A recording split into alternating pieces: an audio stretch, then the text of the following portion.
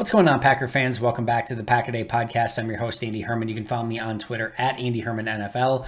Thanks for joining me today. Today, we are going to be entertaining the idea that maybe, just maybe, Allen Lazard could actually be the guy in Green Bay with all the talk about potential of signing Julio Jones or Odell Beckham Jr., all the different trade opportunities, and of course, all the moves that the Packers did make in the offseason. The likeliest possibility or the likeliest conclusion to all of this is probably the easiest one, right? That Allen Lazard just bumps up into wide receiver 1, Sammy Watkins maybe in that wide receiver 2, Randall Cobb 3, and then you bring the rookies along as you go. And that's well within the realm of possibility. So I wanted to take a deeper dive into that and just go through, what does a wide receiver 1 Allen Lazard look like? Are there any tells from his career so far as to what a 17-game season with him as the starter could be?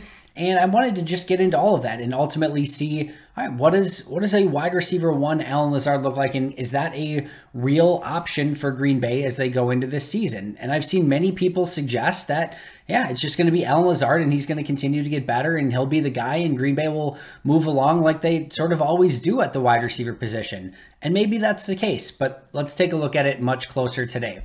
I think if you're looking for the positives, right, the first thing I would say is that he has defied expectations every step of the way. All right, he was an undrafted free agent that gets added to the Jaguars practice squad, was supposed to just be a practice squad guy. The Packers signed him off of the Jaguars practice squad, and from there, he's just a body, right? Number 6, number 7 wide receiver, comes in the next season and competes for a roster spot, earns a roster spot, despite some thinking that he wouldn't even make the 53-man roster at the time, earns his roster spot. Not only that, he ultimately works his way into the rotation. Even then, it's like, all right, maybe he'll get some snaps here and there, but he's no more than a number 4. Then he becomes the number 3, and then he becomes the number 2. And before you know it, going into this season, he very well may be the Packers' number 1 wide receiver. And defying odds has been sort of the name of the game for Allen Lazard. He's consistently outperformed expectations. So anyone betting against him, saying that, well, he can't be number 1, I would say not so fast. Like, let's see what he can do first before we jump to any conclusions, because he wasn't supposed to be a number 2 or number 3 wide receiver for any team, and he's already defied those odds. The other thing I would say is, like, he's legitimately gotten better statistically pretty much every season. If you look at his, stats year by year, it's not like exponentially better, but only had 1 catch for 7 yards his first season, then 35 for 477 and 3 touchdowns. A very similar following season with 33 for 451 and 3 touchdowns. And then his best season last year, 40 for 513 and 8 touchdowns, despite only starting in 13 games, missing a couple games due to injury. So he's continued to get better. He's continued to get more opportunities. And for the most part, he's made the most of it. The other thing I love here is for his career, he's a 68.6% catch percentage player, which is really good for a wide receiver. You want that catch percentage as high as possible. And he has yet to fumble in his career as well. So he does all the little things well. I would say he's a good run blocker. I do think there's a little bit of an over-exaggerated idea of what Allen Lazard is as a run blocker. I think people start thinking like, oh, he might be the best run blocker in the league at wide receiver, and he should move to tight end because he's that good at blocking. That's just not the case. I've never graded him that high as a run blocker. Pro Football Focus, for example, last year rated him 29th among qualified receivers as a run blocker, which is good to maybe even really good. And he's certainly not bad at it or even average at it. He's above average. But I think this idea that he's in like this Hines Ward category of just like all-time run blocker, that's just not the case. He's good at it. He's not great at it. And then, overall, this past season was his best season of his career, as we kind of discussed, but he played in only 15 games, but 13 starts in that, 60 targets, 40 catches, 513 yards, and 8 touchdowns. So that's been the best season of Allen Lazard's career. I think we can gain a little bit better understanding of what an Allen Lazard sans Davante Adams, season looks like by looking at what a game has looked like when the Packers have not had Davante Adams, but they have had Allen Lazard. There have been 4 such instances in the Matt LaFleur era. So over the past 3 seasons, there have been 4 instances where the Packers have had have had Allen Lazard, but have not had Davante Adams. Those 4 games, 8 targets, 6 catches, 146 yards and a touchdown. 5 targets, 5 catches, 42 yards, 0 touchdowns. 4 targets, 3 catches, 42 yards and no touchdowns. 5 targets, 4 catches, 65 yards and 1 touchdown. If you total that up, 18 catches, 295 yards and 2 touchdowns in those 4 games. If you were to extrapolate that over a 17-game season, that 4-game sample size is a small sample size, no question about it. But if you were to put that over a 17-game season, that is 77 catches for 1,254 yards and about 8 to 9 touchdowns. And I think just about everyone would sign Green Bay up and sign the Packers up and Allen Lazard up for that sort of production this season. If you told me right now that Lazard had 77 for 1,250 yards and 8 or 9 touchdowns, I think everyone would be beyond thrilled. But in a 4-game stretch, and it wasn't 4 games in a row, but in 4 games in the Matt LaFleur era where Lazard was playing and Davante wasn't, that would be the average. That would be how he would perform over a 17-game season if that was expanded out. Now, it was, as mentioned, a small sample size, only 4 games. And, one of those was the best game of his career, the Saints game, 6 for 146 and a touchdown. So to think that, once every 4 games in a season, he's going to do something like that is probably not super realistic. And if you sort of take away the outlier, then you're getting into more like 4 catches for 50 yards and, 1 touchdown every 3 games.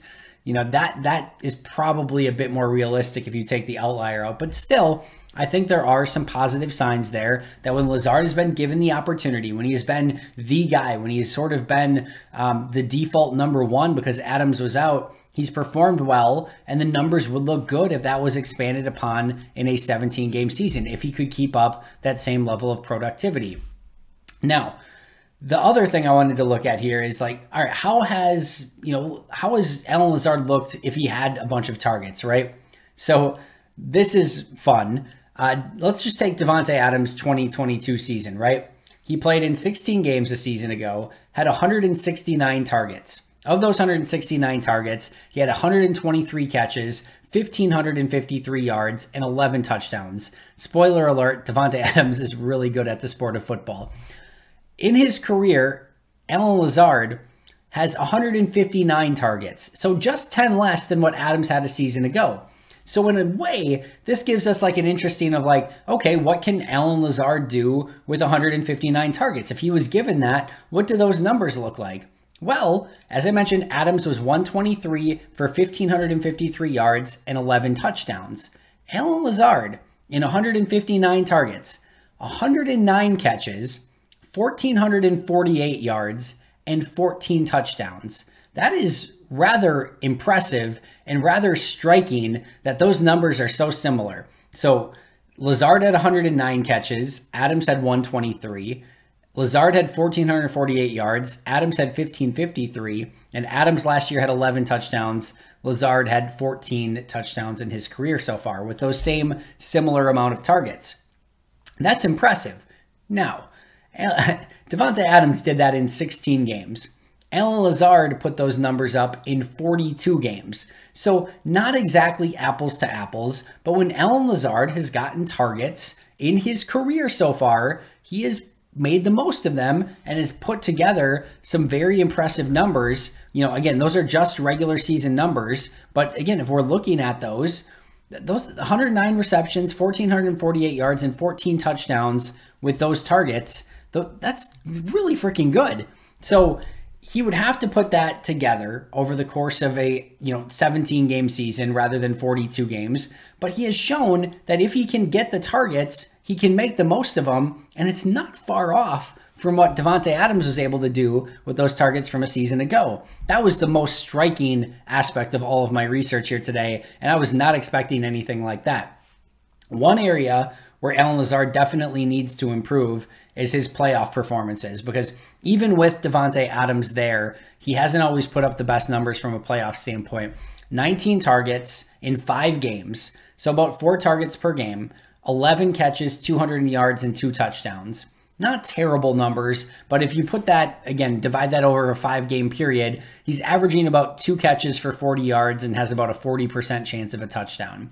Not a bad average, right? 20 yards per catch.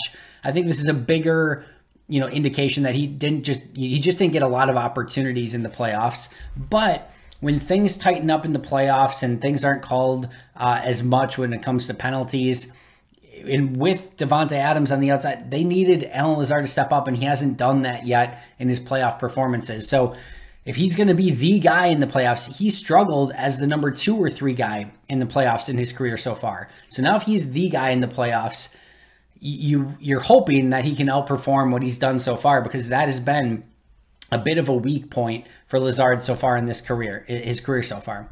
So now let's look at some of what's the best case scenario, what's the worst case scenario, right? And then we'll kind of average it out and kind of look at what a over under would be for Lazard this upcoming season. So if you put together Allen Lazard's best 17 starts in the NFL, all right, so his best 17, you took all of those together and you put them, in a full season, if you would, even though it was over like a 3-season period. But if you took his best 17 starts, his numbers would have been 70 catches, 1,147 yards, 13 touchdowns, and a 16.4 yard average. That's good. Again, sign me the heck up. If Allen Lazard is at 70 for 1147, 13 touchdowns, and a 16.4 yard average, Green Bay is doing something very, very well. And if they get anything out of their rookies or Cobb or Watkins, they're going to be in a phenomenal spot. Now, so that's like the ceiling, right? Obviously, it's unlikely that he's going to put together his best 17 games in a 17-game period, but that's his best 17 games to date. His worst 17 games to date, 35 catches, and these are all starts. So it's his worst 17 starts, 35 catches, 383 yards, and 2 touchdowns with a 10.9 yard average. So there are 2 different Allen Lazards here. The good Allen Lazard over a 17-game period looks very impressive. The bad Allen Lazard over a 17-game period looks very number 5 wide receiver-y, right? So let's sort of average that out. And if you take all of his starts and average that out over a 17-game season, so what his actual productivity was in every start of his career, the average over a 17-game season would be 52 catches, 695 yards, 8 touchdowns, and a 13.4 yard average. So I think that's sort of our over-under in our baseline for what to expect for Allen Lazard this upcoming season. If you're looking for another positive, there was some signs in his last 5 regular season games this past year where he arguably played some of the best football of his career. Over his last 5 games, he averaged 5.6 targets, 4.2 catches, 58 yards, and a touchdown. Over a 17-game period, if he played like he did at the end of last season in the regular season, that's 71 catches for 986 yards and 17 touchdowns. So yards per catch a little bit down, right? He's not going to average a touchdown per game over 17 games, but that's just another indicator if he does continue to play like he did towards the end of last year, and you put that over a 17-game season, numbers don't look too bad. So that's all great from a statistical standpoint, but how is Allen Lazard graded, and what can we kind of expect in that regards? Well, as we talked about earlier, that Lazard has improved every season statistically and continually gotten better. That's not exactly the same from a grading standpoint. In 2019, I had him with a plus 5.25 grade. PFF had him with a 69.5 grade. In 2020, I had him with a plus 5.65 grade. PFF, slight increase from there as well, 72.4 grade. And then last year, I only had him with a plus 2.75 grade, and PFF also had him at his lowest with a 64.7 grade. A big piece of that, both for PFF and I, was his run blocking, which took a hit last year over where it had been in previous seasons. Just wasn't graded as well overall as a run blocker. His receiving was generally similar. His pass blocking was fine, all those sort of things, but his run blocking took a hit.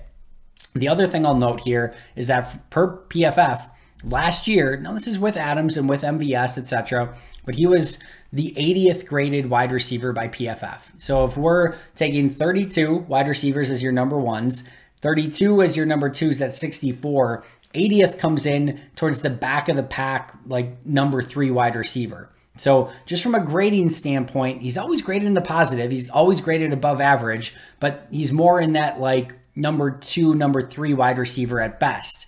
Now, some of you might be thinking, all right, all of this is great, Andy, but clearly he's going to have a lot more opportunity this season with no MVS, with no Davante Adams. Those targets are going to go up. And you just said, a little bit ago that like, he could have, if you took his best 17 games or, even his, 4 games without Davante Adams, that's 77 for 1,254 yards and 8 touchdowns. Without Davante Adams, he's been really good, and maybe that continues. And I would say, yeah, maybe. But the other thing here is that with no Davante Adams and no MVS, that just puts more pressure on Lazard, and he could get more number 1 corners covering him as well, where he hasn't really seen a ton of that. Now, in the 4 games, sans Davante Adams, he's performed really well. So it hasn't bothered him too much, and there is a avenue here where maybe he can continue that and continue to improve. He's only going to be 27 this upcoming season, so it's not out of the realm of possibility that he could improve, and it's more that he gets more opportunity and more targets.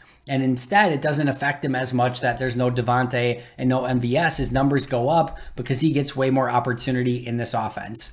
So about a week ago, I did a projection video for targets this upcoming season at wide receiver, running back, and tight end.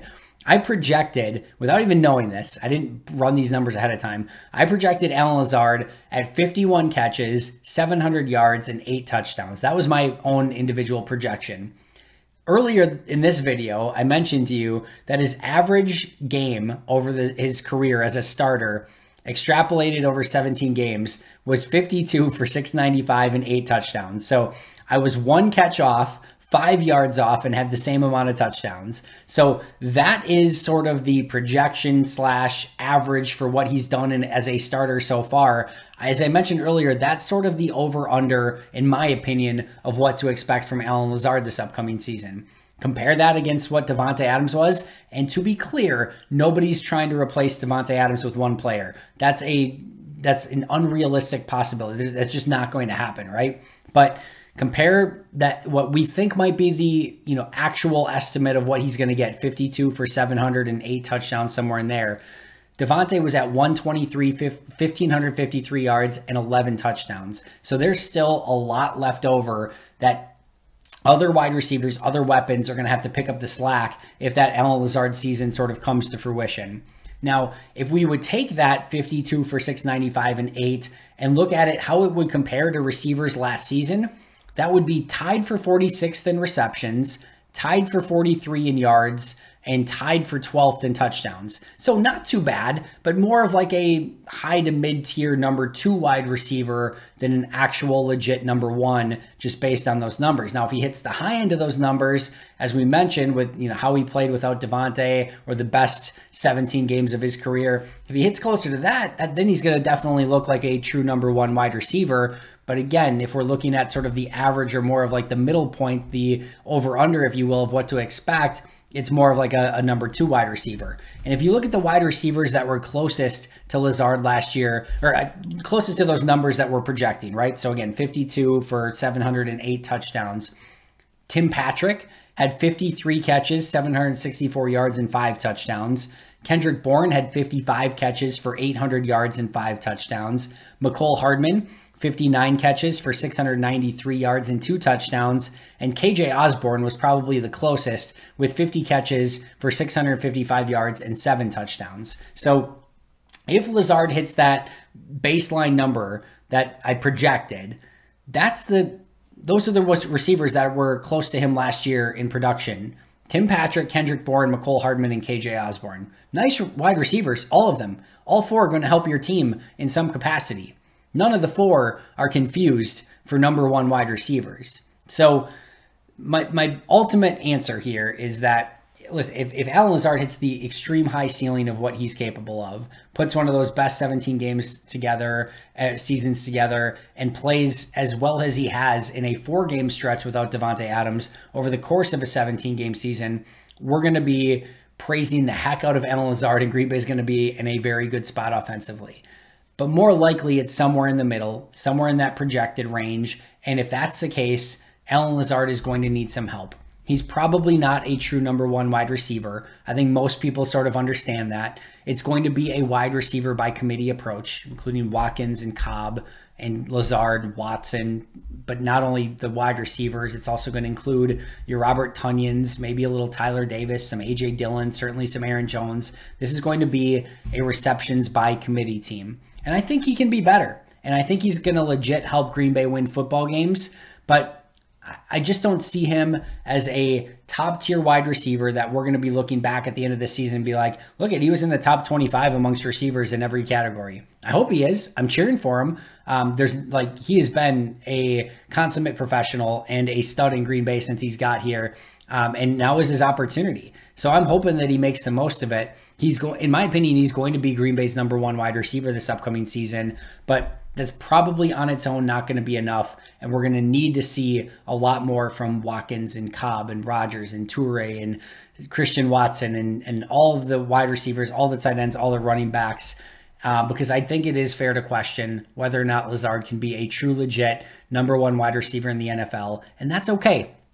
With Matt LaFleur, with Aaron Rodgers, with the depth of overall weapons on this team, running back, tight end, and wide receiver, I think Green Bay has enough to be more than successful, but they're going to need receivers to step up come playoff time when everything gets a little bit more condensed, when penalties aren't called as easily. That's where Allen Lazard's going to need to shine. If he's the number one at that point, he's going to have to come through in a major way and in a way that he hasn't done in his playoff career so far.